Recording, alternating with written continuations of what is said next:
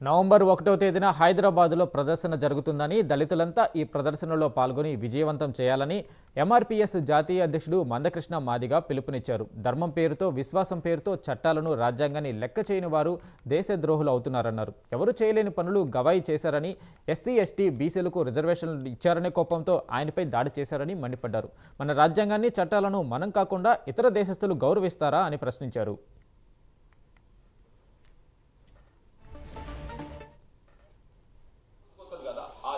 అనే నినాదం ఇవ్వడం కూడా కొంతమంది గిట్టకుండా పోయింది. అదే సమయంలో ఆయన అణగారిన వర్గాల పక్షపాతి. స్వాతంత్రం వచ్చిన కాంచి, రాజ్యాంగం ఏర్పడ్డ కాంచి సుప్రీంకోర్టులో కొన్ని ఉద్యోగాలకు రిజర్వేషన్లు, ఎస్సీ, ఎస్టీ, బీసీ కొన్ని ఉద్యోగాలకు రిజర్వేషన్లు.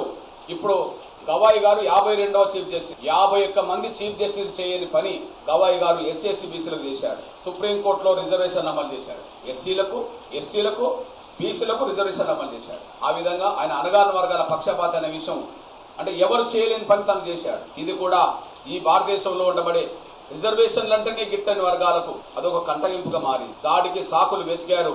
సాకులు కొంత దొరికినాయి అనుకున్నారు. చట్టబద్ధంగా పరిష్కారం వెతకాల్సిన ఎవరైనా సరే దాడులకు పాల్పడే సంస్కృతి రావద్దు.